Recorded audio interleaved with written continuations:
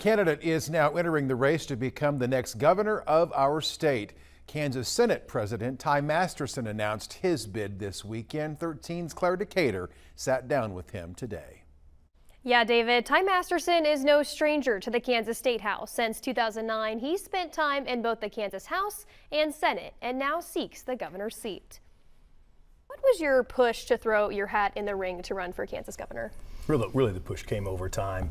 It's come apparent to me that Kansas really isn't keeping its promise anymore. You know, I grew up with a promise of safe communities and affordable living and a real shot at the American dream. And I think really for the last 15 of the last 23 years, this state's been run by liberal Democrats.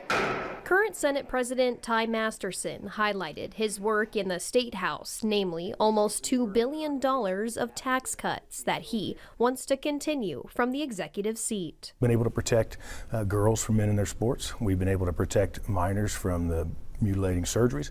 We've been able to cut the state property tax out, and we've been able to lower taxes in general. However, we're still the 16th highest tax state in the nation, even after those accomplishments. Masterson says his campaign's call to take back Kansas includes making Kansas affordable. Got to get control of out-of-control property taxes, and that means accountability and transparency in local budgeting. Could even mean elected appraisers. And advancing education. It concerns me that we have 60% of our fourth graders not proficient in math and 72% not proficient in reading.